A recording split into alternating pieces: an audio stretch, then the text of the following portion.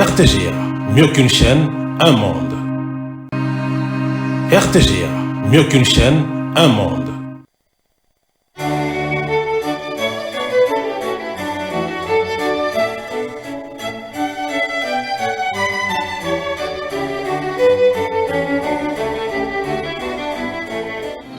Ce journal vous est offert par Tango Protection. Illico Cash, ma banque mobile.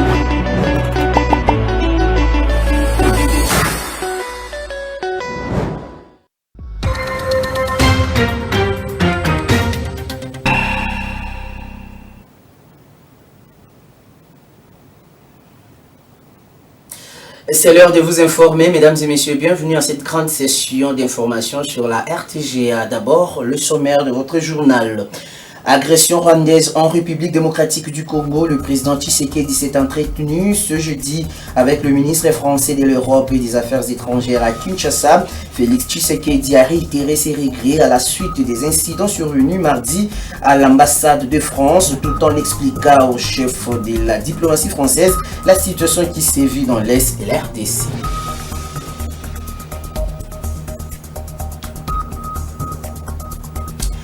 Et pour soutenir les FRDC au front et marquer la solidarité avec la population de l'Est et de la RDC, toutes les villes de Kindu et Lodja étaient dans les rues ce jeudi. Ces manifestations de colère étaient initiées par les gouverneurs des provinces du Maniema d'une part et du Sankuru d'autre part.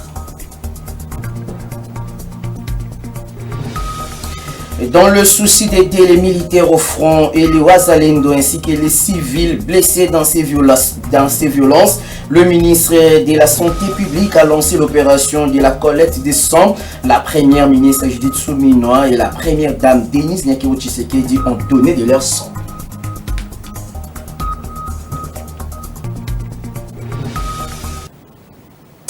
Merci de choisir la RTGA pour vous informer. Aussitôt arrivé ce jeudi à Kinshasa pour une visite officielle de quelques heures, Jean-Noël Barrot, ministre français des Affaires étrangères, a été reçu par le président de la République démocratique du Congo, Félix Tshisekedi, autour de la situation actuelle que vit le pays, marqué par un pillage des ressources naturelles, des massacres et autres violations massives des droits de l'homme. Le chef de l'État congolais a réitéré ses regrets à la suite des incidents malheureux survenu à l'ambassade de France au cours de la manifestation pacifique organisée le 28 janvier dernier à Kinshasa. Membre du Conseil de sécurité de l'ONU avec droit de veto, la France a apporté un soutien important à la RDC lors de deux dernières réunions urgentes de cet organe des Nations Unies consacré à la situation sécuritaire et humanitaire dégradante dans le Nord Kivu après l'invasion des Goma par des troupes rwandaises, et de son côté, la RDC attend un peu plus d'action face à cette crise. L'actualité, c'est aussi l'adresse du chef de l'État congolais Félix Tshisekedi à la nation sur la situation sécuritaire dans l'Est de la RDC confrontée à la présence de l'armée rwandaise dans la ville de Goma, chef-lieu de la province du Nord Kivu. Le président congolais qui a condamné l'inaction de la communauté internationale et l'Union africaine face à l'agression rwandaise a indiqué qu'une riposte vigoureuse et coordonnée contre les terroristes du M23 et l'armée rwandaise est donc en gestation. Suivez le président Félix Tshisekedi. Ici interpeller directement la communauté internationale et l'Union africaine. Le Rwanda continue de violer ouvertement et sans scrupule les principes fondamentaux de la Charte des Nations Unies ainsi que les accords régionaux. Pire, ces agissements se déroulent dans une impunité totale, et ce, avec un mépris manifeste des règles internationales et des valeurs que ces institutions sont censées défendre. Cette attitude arrogante, qui ne cherche même plus à masquer ses forfaits, est une provocation inacceptable à l'égard de notre souveraineté et de la stabilité régionale. La présence de milliers de soldats rwandais sur notre sol, leur soutien politique, logistique et militaire à leur pantin du M23, ainsi que leur implication dans l'exploitation illégale de nos ressources naturelles, nous conduisent tout droit à une escalade aux conséquences imprévisibles, mettant en danger toute la région des Grands Lacs. Le peuple congolais prend acte de cette passivité qui frôlent la complicité. Soyez sûrs d'une chose, la République démocratique du Congo ne se laissera pas humilier ni écraser. Nous nous battrons et nous triompherons. Congolaises et Congolais, l'heure est certainement grave, mais notre détermination est encore plus inébranlable. Ce moment critique nous offre l'opportunité de montrer au monde ce qui fait notre force, c'est-à-dire notre unité sans laquelle tous nos efforts seraient vains. Je vous appelle à être vigilants, mais à ne pas céder à la haine, aux divisions ou à la violence. On va rester toujours au Palais de la Nation et face à l'agression rwandaise, Félix Tshisekedi appelle donc à la mobilisation générale de tous les Congolais et à l'enrôlement massif des jeunes dans l'armée pour barrer la route à l'ennemi. Suivez une fois de plus président Félix Tshisekedi dans cet extrait. J'appelle donc la nation entière, hommes et femmes, jeunes et vieux, acteurs politiques, opérateurs économiques, membres de la société civile, confessions religieuses, artistes et sportifs à se mobiliser, à faire bloc derrière nos vaillantes forces armées et à contribuer chacun à son niveau à l'effort de guerre. J'ai instruit le gouvernement de mettre en place des mesures rigoureuses de réduction du train de vie des institutions et de leurs animateurs afin que les ressources ainsi économisées soient directement réorientées vers le soutien à nos forces armées. La jeunesse congolaise, pilier et espoir de notre nation, je vous exhorte à répondre massivement à l'appel de la patrie. Le moment est venu de vous lever, de mettre votre énergie et votre créativité au service de la nation. Nous devons renforcer nos rangs et chaque jeune Congolais prêt à défendre son pays a une place au sein de nos forces armées. Enrôlez-vous massivement dans l'armée. Vous êtes le fer de lance de notre projet et votre mobilisation est déterminante pour la victoire finale. Je l'ai dit en titre, toute la ville de Kindu est descendue dans la rue ce jeudi 30 janvier 2025 pour manifester leur colère contre l'agression injuste du Rwanda avec son bras séculier, le M23, sous les complices de la communauté internationale. Après avoir sillonné les grandes artères de la ville de Kindu, avec en tête le président de l'Assemblée provinciale et le gouverneur du Maniema, la marche monstrueuse s'est terminée à la tribune centrale de Kindu où le numéro de la province s'est adressé au public pour transmettre l'indignation de sa population. Suivez ce reportage de Roger Bolindanzenga, notre permanent depuis la ville de Kindu. Nous disons non à la balkanisation. Nous disons non au régime de Kigali. Et c'est supplétif M23. Kagame dégage. Une manifestation réussie à grande échelle, organisée ce jeudi 30 janvier 2025 à Kindu par la société civile Force Vive avec le soutien du gouverneur de province Moussa Kabankubi Moïse pour dénoncer l'agression rwandaise en aire de Congo avec le concours de son bras séculier, le CNDP M23 étant d'autres. Plusieurs milliers de manifestants de différentes couches de forces vives ont sillonné les grands acteurs de la ville de Kindu pour exprimer leur ras-le-bol. Prenant la parole, Maître Stéphane Kamundala Massimango, président de la société civile, tout en condamnant l'agression du Rwanda en République démocratique du Congo, Maître Stéphane Kamundala a initié la collecte pour appuyer les éléments des FARDC. À son tour, le gouverneur de province invité dans cette cérémonie a une fois de plus condamné l'agression du Rwanda en demandant à la société civile d'organiser une collecte générale pour appuyer les FARDC en vue de reconquérir l'espace occupé par l'agresseur. Immédiatement, le vice-président de l'Assemblée provinciale a donné solennellement la contribution de l'organe délibérant d'un montant symbolique pour les comptes du bureau. Et au finish, Florent Choma Abeli, élu de Kindu, exhorte aux jeunes de se faire enregistrer pour défendre la patrie. Pour réitérer l'appel lancé par le président de la République, chef de l'État, relatif à l'enrôlement des jeunes du Maniema dans l'armée afin de servir le pays sous le drapeau et participer à la protection de la nation.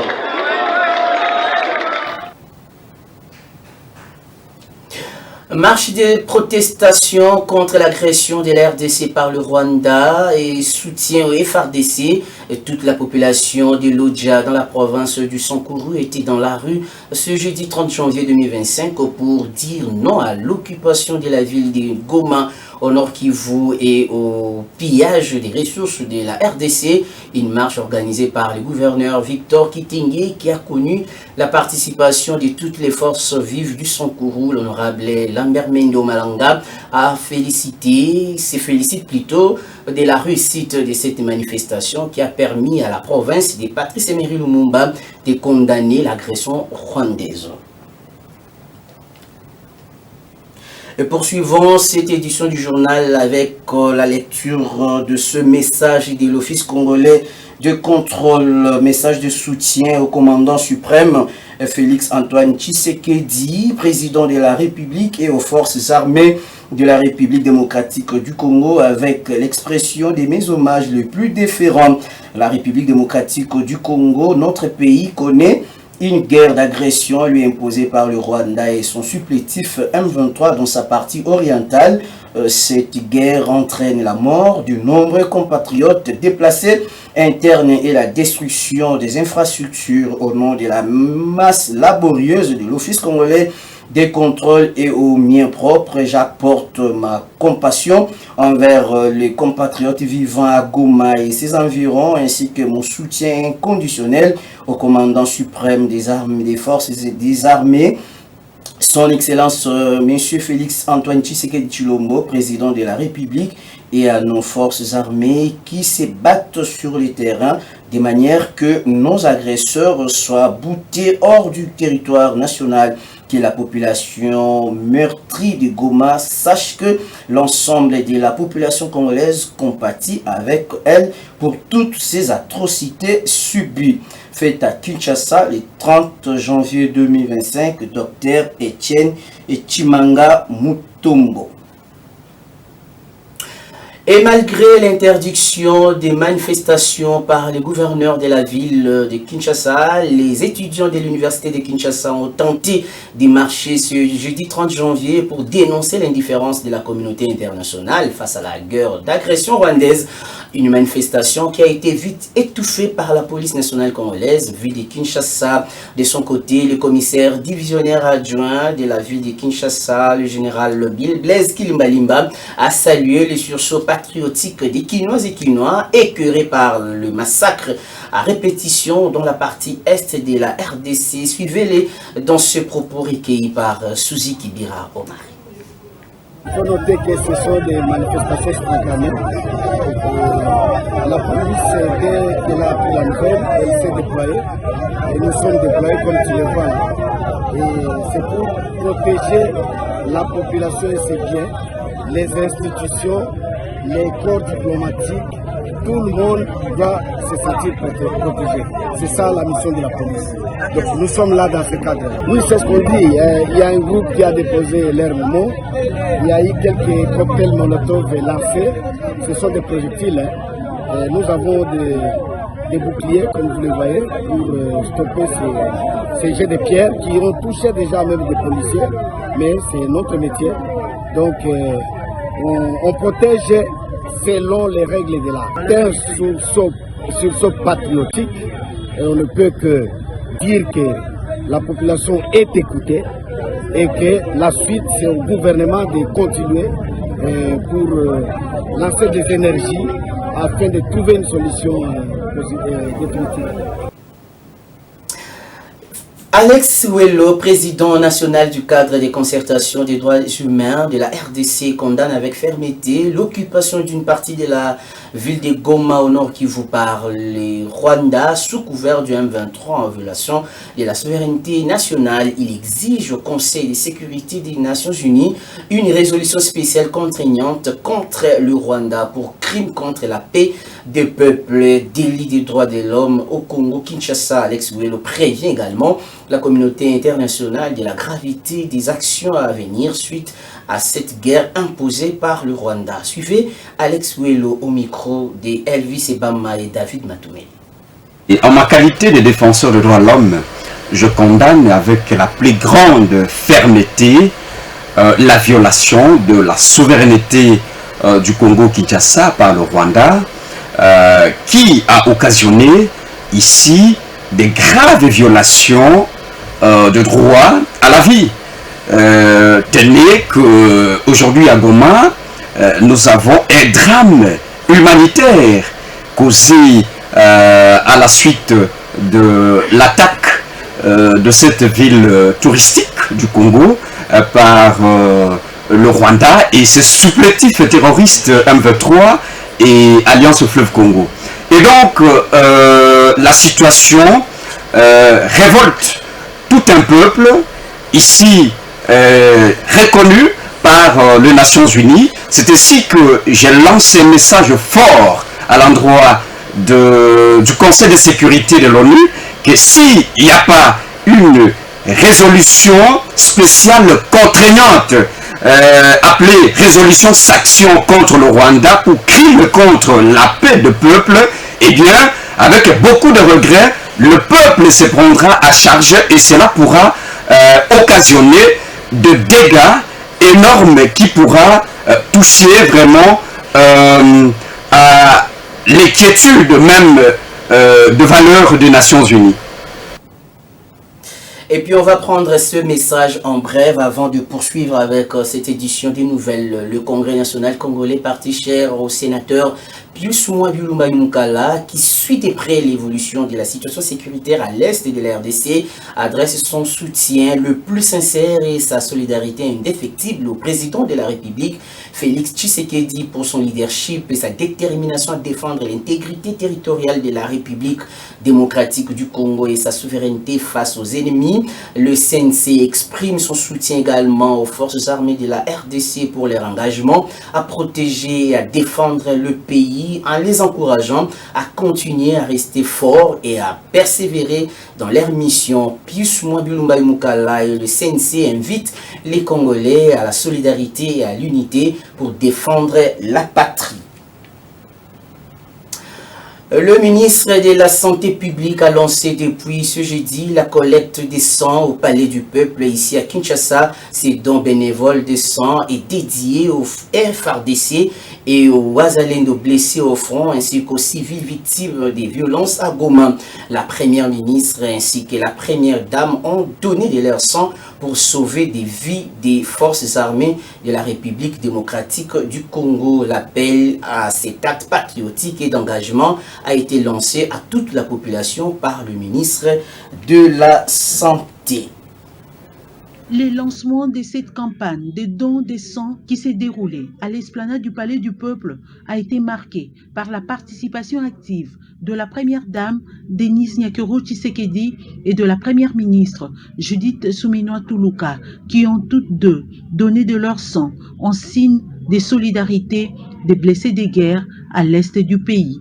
La première ministre a profité de cette occasion pour lancer un appel à toutes les personnes concernées par la cause congolaise pour qu'elles posent le même geste. De son côté, le ministre de la Santé publique, Hygiène et Prévoyance sociale a relayé le même message, soulignant que cette initiative traduit la volonté de son ministère d'agir concrètement face à l'agression rwandaise qu'il a fermement dénoncée. Agir pour nos frères, là, c'est de dire de quoi ils ont besoin. Un des besoins fondamentaux qu'ils ont, c'est le besoin en sang. Parce que blessure égale saignement et la plupart ont besoin de sang. C'est pour ça que nous avons lancé cet appel à la population. Je dis, c'est vrai d'être indigné, mais c'est encore mieux de faire quelque chose. Le besoin urgent en sang est de 5000 litres pour répondre aux enjeux humanitaires pressants des blessés. Le docteur Samuel Roger Nkamba a expliqué que cette campagne fait partie d'un ensemble d'actions destinées à soutenir les Congolais touchés par les conflits armés en cours. Le ministre de la Santé a en outre invité toute la population à se mobiliser pour cette cause essentielle. Je suis fier de l'avoir fait pour justement servir et aider à sauver des vies, aider ceux qui en ont le plus besoin. D'autres sites des récoltes de sang seront ouverts très rapidement sur l'ensemble de la ville de Kinshasa et de la République démocratique du Congo. Patriotisme oblige, les femmes congolaises réunies au sein du cadre permanent des concertations de la femme disent non à l'escalade des violences perpétrées à l'est de la RDC par le Rwanda et ses supplétifs du M23 et l'AFC. Le CAFCO invite la communauté internationale à mettre fin à la guerre et à contraindre le Rwanda à respecter l'intégrité du territoire national. Pélagie et Beka, membres du CAFCO, est au micro de Suzy Kibira Omar. Suivez. Nous, femmes congolaises, réunies en Assemblée générale de CAFCO à Kinshasa du 27 au 29 janvier 2025, choquées par l'escalade des combats en cours dans la ville martyre de Goma et ses environs, dénonçant avec la dernière énergie la guerre d'agression imposée à la République démocratique du Congo par le Rwanda et ses supplétifs du M23 et autres AFC, une atteinte flagrante à la souveraineté et à l'intégrité territoriale de la République démocratique du Congo. Soutenons sans réserve les efforts déployés par le gouvernement de la République sous la direction du chef de l'État, notamment à travers le processus de Luanda, de Nairobi et les autres démarches diplomatiques visant à restaurer la paix dans l'est du pays. Exigeons du Conseil de sécurité des Nations Unies de contraindre le Rwanda au respect de l'intégrité territoriale de la République démocratique du Congo en retirant sans condition ses troupes du sol congolais. Invitons la communauté internationale à se désolidariser du Rwanda dirigé par Paul Kagame. Soutenons tous les efforts déployés pour mettre fin à ces atrocités, notamment le processus de Rwanda et d'autres initiatives diplomatiques en cours. Exhortons les forces vives de la nation à unir leurs efforts et à faire preuve de solidarité autour des actions du président de la République, garant de la nation, pour rétablir la paix et la sécurité dans la province du Nord Kivu et sur l'ensemble du territoire national. Soutenons nos vaillants soldats qui se battent courageusement sur les lignes de front pour défendre notre patrie contre les agresseurs. On va quitter la situation sécuritaire dans l'est de la RDC pour parler autre chose à présent. Grace Lula est la nouvelle directrice exécutive du cadre permanent des concertations de la femme congolaise. Elle a été élue avec 92 voix à ce poste. Elle sera à la tête de cette organisation, suivie de Mimi Mupunga comme directrice exécutive adjointe, Honorine Bokachanga, chargée de l'administration et logistique, Josepha Pumbulu, chargée des programmes, Régine Pakassa, chargée des finances, 3 commissaires au compte et une cellule de communication. Les élections ont eu lieu à Kinshasa à l'issue de l'Assemblée générale organisée 20 ans après en vue de révisiter le statut, le règlement intérieur pour une nouvelle marche du cadre permanent des concertations de la femme congolaise dans la promotion de la femme. Suzy Kibira Omar nous en parle dans ce reportage. 20 ans après, le cadre permanent de concertation de la femme congolaise a organisé avec succès son assemblée générale. Sous la modération de l'honorable Marie-Ange Lukiana, cofondatrice du cadre permanent de concertation de la femme congolaise, les participants ont eu commission pendant ces 3 jours des travaux d'apporter des amendements sur les statuts coordonnés et le règlement intérieur. Les textes réglementaires révisés, la plénière a suivi le profil des candidates à la conquête des différents postes du comité de direction. À l'issue des élections, Grace Lula a été élue avec 92 voix. Elle sera secondée par Mimi Mupunga, qui l'a emportée sur Solange Nyenyezi, Josepha Pumbulu élu chargé de projet, Honorine Bokachanga chargée de l'administration et logistique, Régine Pakassa chargée de finances, Marie-Claire Massiala, Marie-Josée Moussana et Cathy Kalanga, commissaire aux comptes. 4 journalistes cooptés dans la cellule de communication. Moment d'émotion pour Grace Lula qui a réitéré son engagement à mener à bon port le CAFCO avec l'aide de tous les membres. On a senti vraiment que les femmes congolaises dans leur ensemble, celles de la société civile et des partis politiques, tiennent à leur structure. CAFCO voudrait que les 5 années à venir, dans l'équipe qui vient d'être élue, qu'on puisse faire rayonner CAFCO. Rose Mutombo Kiese, ancienne directrice et ministre d'État en charge de la justice et garde des Sceaux honoraire, a donc cédé les bâtons de commandement à la tête du CAFCO à Grasse-Lula en émettant le vœu de voir les femmes poursuivre la promotion des droits des femmes.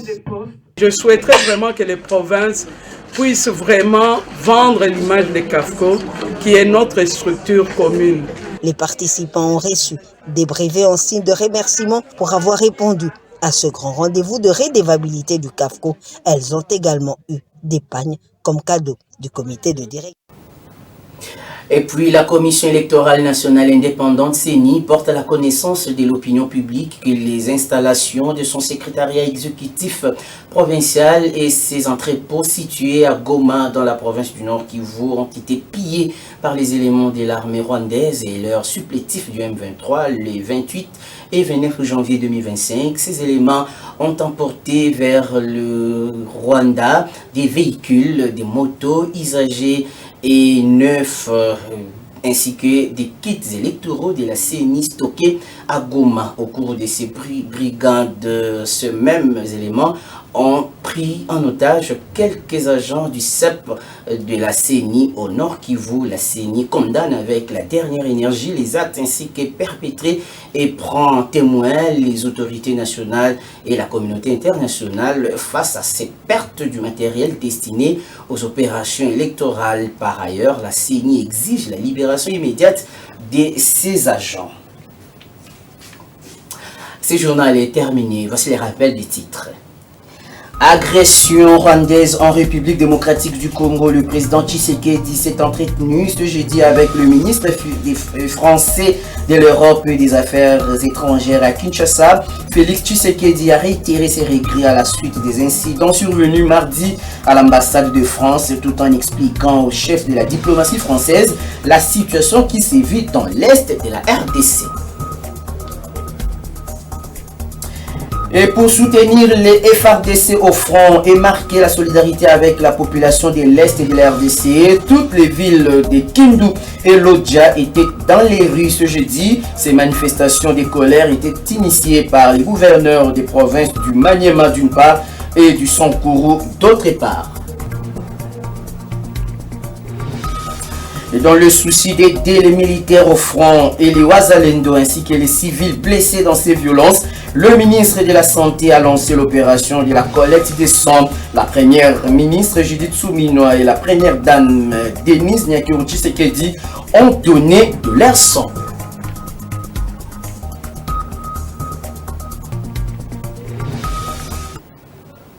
Cette édition du journal est complètement terminée. Si vous l'avez aimé, dites un grand merci à André Ikoma qui a coordonné l'édition. Et merci également à toute l'équipe technique. D'ici là, portez-vous bien et bonne suite de programme sur les antennes de l'RTGA World. Au revoir.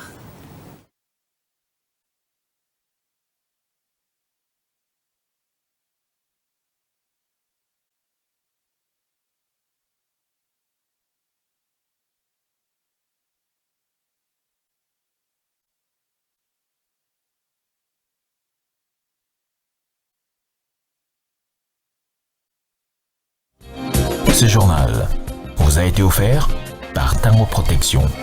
Illico Cash, ma banque mobile.